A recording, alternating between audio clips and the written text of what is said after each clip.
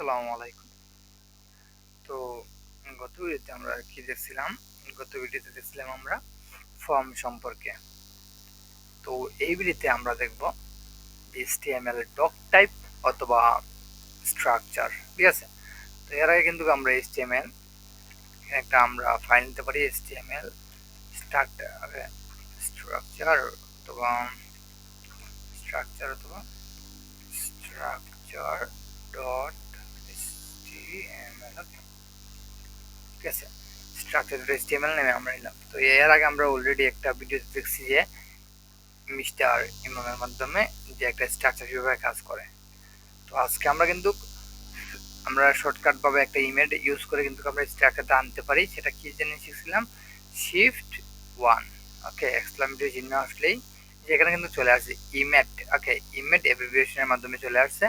এটা এন্টার দিলে কি আসবে? যে ডক টাইপ এইগুলো আসবে। এটা হচ্ছে HTML এর মেইন স্ট্রাকচার। তো এন্টার দিয়ে দিই, এই যে আমাদের সামনে কিন্তু মেইন স্ট্রাকচারটা চলে আসছে। ওকে, তো এখানে মেইন স্ট্রাকচার অনুযায়ী এখানে কিন্তু আমরা কি দেখি? এই যে এখানে প্রথম আসছে কি? যে ডক টাইপ HTML। ওকে, তারপর কি আছে? HTML স্টার্টিং, HTML এন্ডিং, তারপরে হেড। HTML এর ভিতরে আছে head start, head end, body start, body end. Okay, তো কিন্তু এখানে তো ডক টাইপ HTML মানে কি? ডক টাইপ HTML বলতে এই যে HTML ট্যাগটা আছে না দুটোটা, এটা কিন্তু এই এই ডক টাইপের মাধ্যমে একটা ডকুমেন্ট আকারে কাজ করে। কিভাবে? যে এটা HTML এর মাধ্যমে শো করা হয়েছে, যে বলে বোঝানো হয়েছে যে এটা এই ফুল HTML এর ভিতরে যা কিছু লেখা হবে সবকিছু ডকুমেন্ট আকারে ডিক্লেয়ার করা হবে। ওইটার মাধ্যমে বোঝানো হয়েছে যে ডক টাইপ HTML। আর এখানে যে HTML লেন মানে ইএন দেওয়া, মানে এটা হচ্ছে আপনার যে HTML ফরম্যাটটা আছে না, এটা কোন ল্যাঙ্গুয়েজের উপর বেস করে চলবে। ঠিক আছে, তো এটা ইএন মানে ইংলিশ। ঠিক আছে, ইচ্ছা করলে HTML এর কিন্তু আরো বাই ডিফল্ট অনেকগুলো ল্যাঙ্গুয়েজ আছে। আপনি ইচ্ছা করলে যদি অন্য ভাষা আপনার HTML এর ডকুমেন্টটাকে আপনি অন্য ভাষায় কিন্তু শিখতে পারবেন, কিন্তু সবচেয়ে ভালো হয় যে ইংলিশটাকে প্রেফার করলে। আর এখানে কিন্তু আমরা হেড ট্যাগ পাইছি। হেড মানে কি? হেড মানে কি জানি আমরা? যে মাথা। ওকে, তো মাথার মধ্যে কি থাকে? মাথার মধ্যে সাধারণত আমাদের মাথার মধ্যে কি থাকে? কপাল থাকে, চোখ থাকে, হ্যাঁ, মুখ থাকে। তো এটাকে যদি আমরা আমাদের চোখ হিসেবে ডিসাইড করি, তাহলে এই টাইটেলটাকে যদি আমরা চোখ হিসেবে দেখি তাহলে কি হবে? তো আমরা যদি এটার একটু ওপেন উইথ লাইভ সার্ভার দেখি, এই যে দেখেন আমাদের যে ডকুমেন্ট আছে, এটা এটা তো আমাদের ফুল ওয়েবসাইট। যদি এটাকে আমাদের কপাল হিসেবে বিবেচনা করি এটাকে, তাহলে যে আমাদের এই যে চোখ, হ্যাঁ, এটাকে যদি চোখ হিসেবে ডিফাইন করি, তাহলে চোখের মধ্যে কি আছে? যে ডকুমেন্ট। হ্যাঁ, তো এখানে যে আমরা ডকুমেন্ট, কিন্তু এটাকে যদি আমরা না লিখি, ঠিক আছে, যদি এটাকে আমরা তুলে দিই, তো কি হইব? তুলে দিলে দেখেন এখানে, এই যে দেখেন, এটা কিন্তু আপনার স্ট্রাকচারের ইউআরএল আছে। ওকে, তো এখানে আমরা লিখতে পারি, সাপোজ আমরা যে এই টাইটেলটা আমাদের এই কাজে লাগে, সেটা হচ্ছে আমাদের এই যে ওয়েবসাইটের মধ্যে আমাদের চোখের মধ্যে কোন মেইন জিনিসটা ভাসবে। ওকে, তো সাপোজ দিতে পারি যে ওয়েলকাম। ওকে, ওয়েলকাম।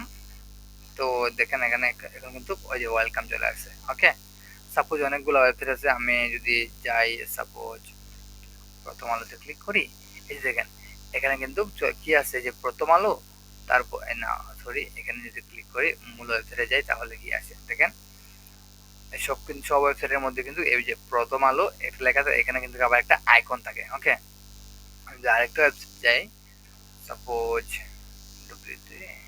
স্কুল।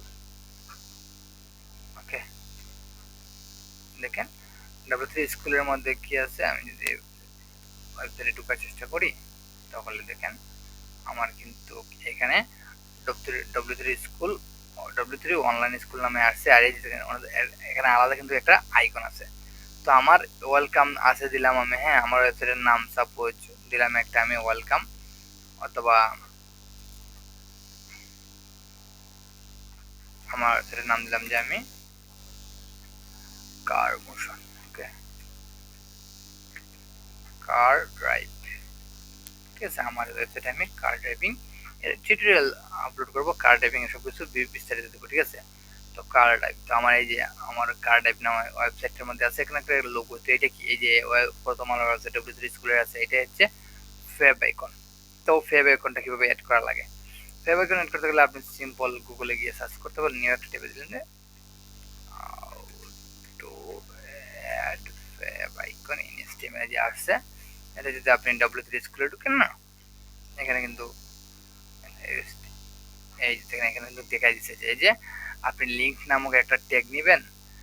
এই যে আপনি লিঙ্ক নামক একটা ট্যাগ নেবেন, ওটার মধ্যে রিলেশন হিসেবে আইকন দিয়ে দিলেন, টাইপ হিসেবে ইমেজ এগুলো দিবেন, আর রেফারেন্সের মধ্যে দিলেন যে ইমেজ ফেভ আইকন। ওকে, এখানে একটু কঠিন ভাবে দিয়েছে, আমরা আরো সহজভাবে দেখতে পারি। আমি সাপোজ যাই কোডের মধ্যে আমি দেখাই। ওকে, তো ফেভ আইকন যদি অ্যাড করতে চান আপনি এই যে এটা কিন্তু হেডের মধ্যে অবশ্যই লিখতে হবে, যেহেতু এই যে এখানে আমার ওয়েবসাইটের এই যে এখানে যা কিছু হবে, ঠিক আছে, উপরে এখানে যা কিছু হবে সবকিছু আমার মাথা কিন্তু, হ্যাঁ, সেই ক্ষেত্রে সবকিছু হেডের মধ্যে, আর বডির মধ্যে কি হবে যা আমি আলাদা কোড করব।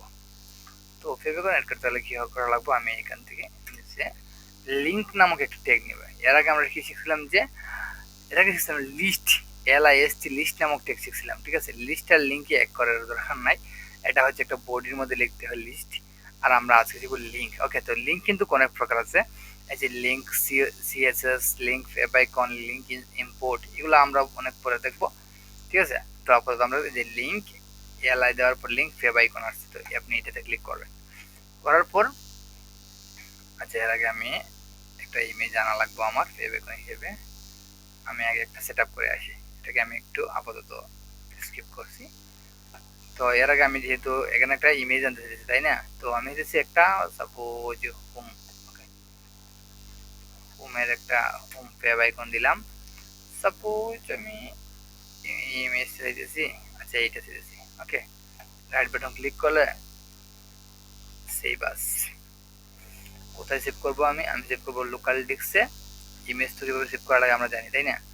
এই যে মাই প্রজেক্টের মাই ফার্স্ট সাইট ইমেজেসের ভিতরে এই যে এই ফোল্ডারের ভিতরে আমরা কন্ট্রোল, আচ্ছা এখানে আমরা সেভ করব।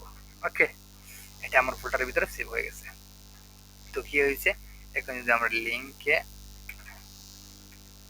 LINK লিঙ্ক, তারপরে যে এখানে দেখেন ফেভ আইকনে ক্লিক করবেন, তো এখানে আপনি কি দিবেন, এই যে রিলেশন হিসেবে shortcut icon automatic by default এটা হয়েছে। তারপর টাইপটা কি, এটা ইমেজ। ওকে, ইমেজ টাইপটা, আর এখানে রেফারেন্স, ঠিক আছে। তো আমরা কি শিখলাম আগে, ইমেজ এড করতে গেলে কি লাগে সোর্স, কিন্তু এখানে রেফারেন্স, বিষয়টা আমরা একটু পরে বুঝতেছি। ওকে, যেহেতু এটা আইকন সেহেতু এটা রেফারেন্স দিলেই চলে। ওকে, তো এখানে আমি ফেভ আইকনের জায়গায় কি দিব, যে স্ল্যাশ, তারপর আমার এই যে ইমেজের ভিতরে, আচ্ছা স্ল্যাশ, তারপর আমার এই যে ইমেজের ভিতরে সেকেন্ড একটা ফোল্ডার আছে, তারপরে যে PNG। ওকে, তো ইমেজটা দেওয়ার পর আমি যদি এখন আউটপুট দেখতে চাই, এই যে দেখেন আমি এগুলো ডিলিট দিই, এই দেখেন আমার কিন্তু ফেভ আইকনটা চলে আসছে। ওকে, এটা কিন্তু খুব সহজে। তারপর এখন মেটা, এই মেটাটা কি, মেটাটা হচ্ছে মূলত ক্যারেক্টার সেট আর কি, আমাদের ওয়েবসাইটের মধ্যে আমরা বিভিন্ন ধরনের ইনফরমেশন আমরা এড করতে পারি, ঠিক আছে। তারপর আবার এখানে মেটার ভিউপুট বলতে এখানে আমাদের যে সাইট আছে না, ওইটা বাই ডিফল্ট যে রেসপন্সিভ হবে না, সেক্ষেত্রে কতটুকু ভিউপুটের মধ্যে দেখাবে, তারপর কন্টেন্ট উইথ ডিভাইস উইথ, হ্যাঁ, এগুলো হচ্ছে আমাদের অনেকটা এই বাই ডিফল্ট একটা রেসপন্সিভের জন্য সাজানো হয়ে থাকে আর কি, ঠিক আছে। এগুলো বলতে আমাদের সাজানোর ক্ষেত্রে কাজে লাগে। তারপর আবার এসইওর ক্ষেত্রে আরও অনেকগুলো মেটা ইউজ করা যায়, ঠিক আছে, মানে সার্চ ইঞ্জিন অপটিমাইজেশনের ক্ষেত্রে যাতে আরও সুবিধা হয়, আরও সুবিধা মতো ইউজ করা যায়, সেক্ষেত্রে কিন্তু এগুলো কাজে লাগে। তো মূলত আমরা আজকের এটা হচ্ছে আমাদের মেইন স্ট্রাকচারের বিস্তারিত। এতক্ষণ সাথে থাকার জন্য ধন্যবাদ, দেখা হচ্ছে পরবর্তী ভিডিওতে, বাই বাই।